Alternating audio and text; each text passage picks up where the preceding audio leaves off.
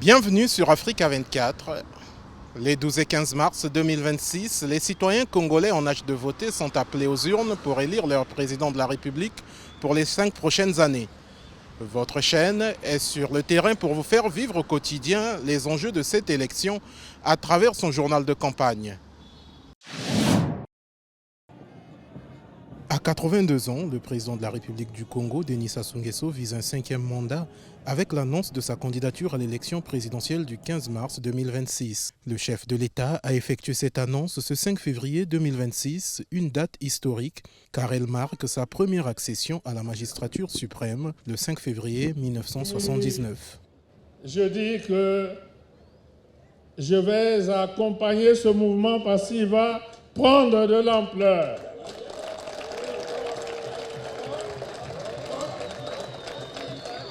Je vais accompagner ce mouvement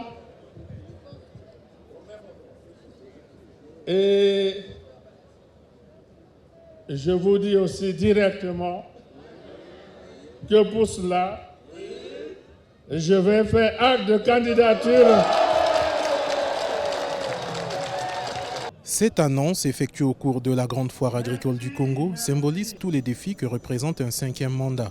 Dans un contexte de crise financière, de diversification urgente de l'économie, de l'emploi des jeunes et des défis régionaux majeurs, le président Denis Sassou Nguesso, porté par 41 ans de pouvoir entre 1979 et 1991 et de 1997 jusqu'à ce jour, doit présenter un programme d'impact pour convaincre dans les urnes. Comme vous le lisez à travers les banderoles, à travers la démarche du parti, nous sommes prêts. Le Parti congolais du travail, depuis le secrétaire général, grand camarade Pierre Moussa, jusqu'au dernier militant, nous sommes prêts pour la campagne. Et nous avons dit, très grand camarade président, dites seulement oui, et le reste c'est nous. Donc à partir de maintenant, il va s'asseoir au palais, nous allons organiser les choses. En République du Congo, la campagne du dépôt des dossiers de candidature est ouverte du 28 janvier au 12 février 2026 pour tous les citoyens remplissant les critères requis.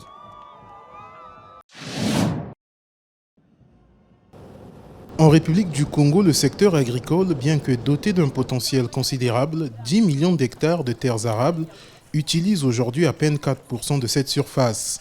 Il emploie près de 40% de la population active, mais ne contribue qu'à environ 5% du produit intérieur brut. Dans ce contexte, les zones agricoles protégées, lancées en 2021 par le gouvernement congolais, sont devenues un catalyseur de la transformation, mais elles ne pourront se développer pleinement sans mécanisation. Les pôles agricoles ne peuvent être développés sans la mécanisation. Il ne peut pas y avoir de ZAP sans mécanisation. Voilà pourquoi la première stratégie du ministère de l'Agriculture, c'est la stratégie de la mécanisation et de la manière dont je viens de vous présenter. Sans mécanisation, point de ZAP, point de développement agricole. La mécanisation s'impose comme l'un des leviers majeurs de la politique agricole du président Denis Sassou Nguesso, inscrite dans son projet de société Ensemble poursuivant la marche. Ce programme encourage la transformation locale, l'accès au marché et l'amélioration de la productivité. En réduisant la pénibilité du travail et en stimulant la création d'emplois, le gouvernement entend faire de l'agriculture un moteur de croissance et de sécurité alimentaire. Bon, sur ce terrain, nous avions semé le maïs et dire que combien de temps nous avons exploité, ça serait peut-être mettre la charrue avant les bœufs. Nous ne pouvions pas déjà connaître exactement le nombre de tonnes que nous sortions. Mais ce qui est vrai, c'est qu'on n'aura pas moins de 200 tonnes. Sinon que peut-être autour de 200 tonnes. Pour une première expérience et avec 59,22 hectares de semés, moi je pense que c'est quand même une très bonne chose. Parce que lorsque nous faisons maintenant la répartition, ça veut dire qu'on peut se retrouver à 3 tonnes par hectare. Et c'est la moyenne. Sur le plan financier, les autorités ont abaissé les tarifs de location des tracteurs pour les rendre plus accessibles de 70 000 à 45 000 francs CFA par hectare pour le premier labour et de 50 000 à 25 000 francs CFA pour le second passage. Cette mesure vise à encourager davantage d'exploitants à mécaniser leurs activités. Le défi reste important, mais la dynamique observée à Bouanza, dans la Bouenza, illustre une volonté réelle de nourrir le pays grâce à une agriculture plus productive.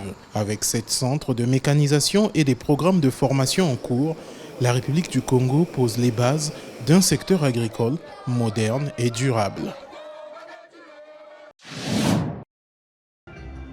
Le 24 octobre 2025, le président Denis Sassou Nguesso a inauguré le complexe scolaire Liberté, un établissement ultramoderne doté de 85 salles de classe équipées d'un lycée d'enseignement général et de plusieurs structures d'accueil pour le primaire et le préscolaire. Dès la rentrée, 6637 élèves, dont 3411 filles, bénéficieront de ce nouveau cadre d'apprentissage. Une infrastructure qui traduit la politique gouvernementale d'égalité des chances et d'investissement dans le capital humain au cœur du plan national de développement 2022-2026.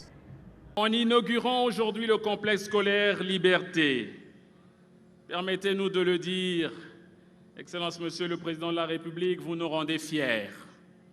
Et vous nous donnez l'occasion aux médecins de bomber le torse, comme les soldats. Vous confirmez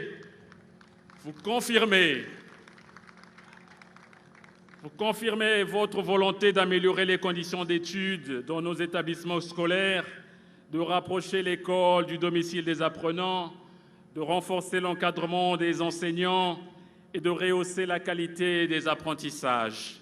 Cette démarche conforte la politique gouvernementale d'égalité des chances et d'investissement dans le capital humain dans notre pays.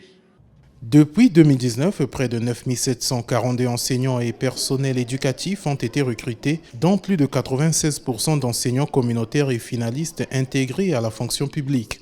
Un effort sans précédent qui s'ajoute aux plus de 18% du budget national désormais alloué à l'éducation, selon les données du ministère des Finances. Des chiffres qui témoignent de l'importance accordée à un secteur qui concerne directement près de 76% de la population congolaise, soit la part des jeunes de moins de 25 ans. Excellence, Monsieur le Président de la République, ces infrastructures qui vont être mises à la disposition de notre ministère ce jour ne sont pas seulement des bâtiments.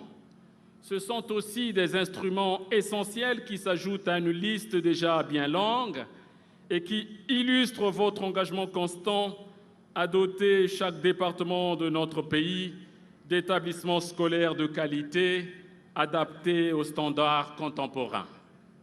De la construction d'écoles à la formation d'enseignants, le Congo fait le pari de la jeunesse. Le complexe scolaire Liberté n'est qu'un simple exemple parmi d'autres d'une politique nationale qui vise à faire de l'éducation non pas un luxe, mais un droit accessible à tous.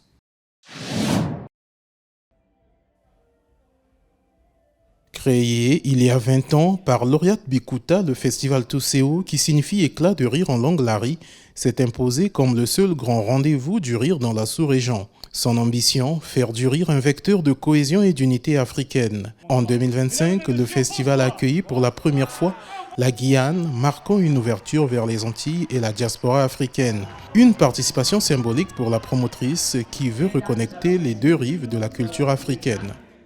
Aujourd'hui, dans la sous-région, c'est le seul festival qui existe sur le domaine du rire.